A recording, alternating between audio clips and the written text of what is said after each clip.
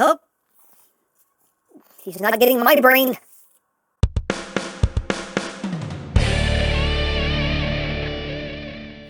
Hey, what's up my peoples? EmGo here, the freaking geek himself, and today we will be reviewing the KillerBody Transformers Dark of the Moon Scalpel. So here we are, and there he is, and first and foremost, as always, we'll take a quick look at the packaging. I love the packaging because they made it look like a little first aid kit. I do quite dig that. Up top you have Transformers Dark of the Moon. You have a nice image there of Scalpel. We have things that I cannot read. Hasbro, your legal mumbo jumbo. Decepticon symbol on the side. It's an evil first aid kit. Very evil. Decepticon symbol on that side. Again, some nice artwork here for like the latches, the handle. Again, more things I cannot read. KillerBody, branding, all that stuff on this side. Again, we got stuff that I cannot read. Probably some more legal mumbo-jumbo. We have QR codes. If you want to scan them, go ahead. You can scan them. And on the bottom, there is nothing. And you can open up the box here, and you can see all the lovely foamage. That will keep the figure safe. But, oh no, some very clever little packaging here. And that is basically it for the packaging. And moving right along, here we have Scalpel. Now, the packaging advertises it as Dark of the Moon Scalpel, although he did primarily appear in Revenge of the Fallen. He was in Dark of the Moon, but yeah, not as much. It was very, he was just there. He had more to do in Revenge of the Fallen, so as far as I'm concerned, this is Scalpel as he appeared in Transformers Revenge of the Fallen. I'm personally not counting the little scalpels that Megatron was smushing while they were trying to repair his head in Dark of the Moon. You know what? Not counting it. Not counting it. This is Revenge of the Fallen Scalpel. Revenge of the Fallen. I don't care. I don't care what anybody says. But a cool little figure here nonetheless. But let's get in close here so we can take a look at that noggin. Oh, what a noggin. You can see a very nicely detailed figure here. You can see his glasses on. There's two sets of glasses. You can see a nice detail there in the eyes. Really nicely done. Paintwork here looks really good. I mean, it's, mostly done in silver, but we do get some bits of color throughout. We get some bits of gold in there. Again, the eyes are done in orange with some silver. Get some nice detail back here behind the head. These right here is little antenna. They are flexible, but don't mess with them too much because you could still snap them, but they do have a little bit of flex to them. But still, exercise caution. But overall, a lot of nice detail going on here. You got little hands. Got some detailing there in his chest. All of the legs are nicely done. You got those little bits of gold, even some like blue in there. Nice, dangerous looking little legs. You can see main body there. Got some spikes going on. Scalpel booty. But all in all, a neat little figure here. There is the top. There is the bottom. He slides like Scalpel slide. Hooray for sliding scalpels. I don't know. So there you have that, and now for comparison. Here he is with the original Scalpel that we got in, I believe this is Revenge of the Fallen. So yeah, you can see how that works out there. And obviously the original figure was not very screen accurate because it had to transform. And as we know, when things have to transform and actually work in real life, sacrifices have to be made. This is obviously a very screen accurate version here, but you can see how they look together.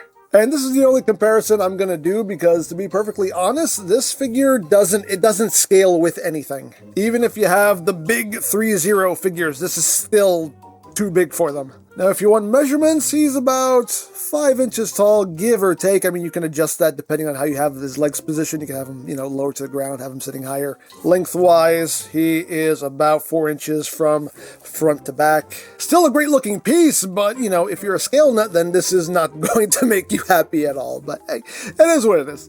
Now, articulation-wise, what have we got? Well, I'm going to tell you, the head is on a ball joint, so it can move up It can move down. You don't really get, you get a little bit of side to side, just a little bit. That's one thing that's kind of disappointing is, you know, his head. I wish he could turn his head. Nothing here like rotates. It's just this ball joint, and you can see how it sits in there. It's just kind of hindered, so you don't get too much rotation. You can still kind of, you know, swivel his head around, have him looking at you kind of sideways like that. I don't know. But yeah, that's a bit disappointing. His eyebrows are posable. They're on hinges there, so you can make them look worried. You can have them look angry. You can have them doing, you know, like the Scalpel's eyebrow or something. You know, things you can do if you want to do it. You do have a hinge right here at the neck that can move up and down a good ways. You also have this section right here that's on a hinge, and as you move that forward and back, you can kind of see those kind of pistons, kind of hydraulics going back and forth, which is a nice touch. As far as his little arms here go, you have a hinge right here that can move up and down.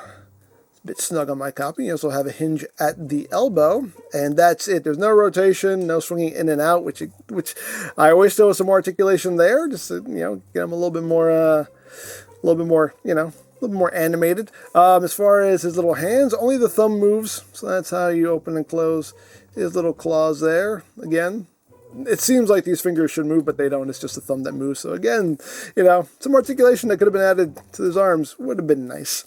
Now, as far as the legs are on a ball joint. So you get up, you get down, you get some forward and back, you get rotation.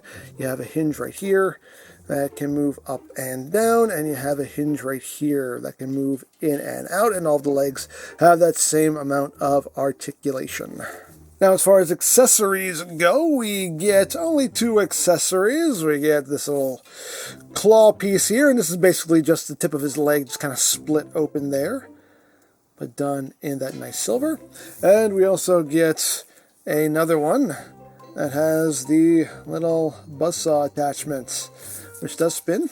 Spins nice and freely, so we can get the brains, because he needs the brains. But very nicely done. Again, done in all of that nice silver. The saw blade itself is done in more of a gunmetal gray with a little bit of gold there. Again, spins nice and freely. And to swap these out is very simple. You just pull off the tip of the leg here, and we can put the saw in this one, and we can pull this one off and put in the split leg here. There you go. Very simple. And now you can saw, poke, poke, saw, poke, poke, and get your brains. Do whatever he needs to do. Kills a little one. Whatever. Hey, he's a doctor. He knows what he's doing. And one last thing we have here is a lights and sounds feature. That's right. He does stuff. So we have a little tab here inside of his head. We're just going to pull that out, and now he is active. Now, there are already batteries installed, which is nice, and they do also give you an extra set of batteries. I don't know what kind of batteries these are, because it's written on the other side, but it doesn't matter. You got an extra set, so you're covered. But there is a button right here on the top of his head, and you can push that. His eyes light up, and he makes that noise. And that's pretty much it. Keep pushing it if you want to. There you go. Now, it will keep going off randomly, and I think... See? So... it will just keep going off randomly. Shush, Scalpel, shush. And I think it's supposed to go for like 3 minutes, and then it'll... Okay. I think it's supposed to go on for like 3 minutes, and then it'll turn itself off. But yeah, that's a thing. That's a thing that it does, right? That's him agreeing with me. He agrees with me. But that is... He's agreeing with me again. See? I know. You're right. Yeah, I like you. I like you. I know, right? I know. But anyway, that's pretty much it. That is all the Scalpel does here. So, just a final word from him. So, there you go. So there you have Scalpel. And yeah, beautiful piece here from KillerBody. It looks fantastic. Detail, coloration, all of it looks great. My only real qualm is I wish it had some more articulation in parts. I wish the head had a bit more movement. I wish his little arms had a bit more movement. Just so you can get him to be a bit more expressive, a bit more animated looking. You know, that would have gone a long way.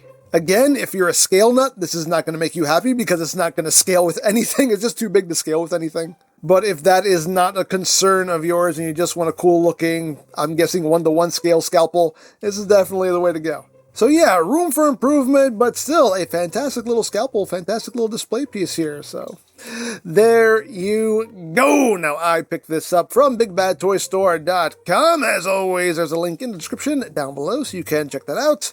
And I think that's it, so don't forget to check out EmGo's, check out Love, Peace, Paranormal, follow me on Twitter, all of that good stuff down in the description below, and I think that's pretty much all there is to say. So, there is the KillerBody Transformers Dark of the Moon Scalpel, and this is EmGo saying, remember, you don't stop playing because you grow old because you stop playing. Be geek, be proud, palm in your face.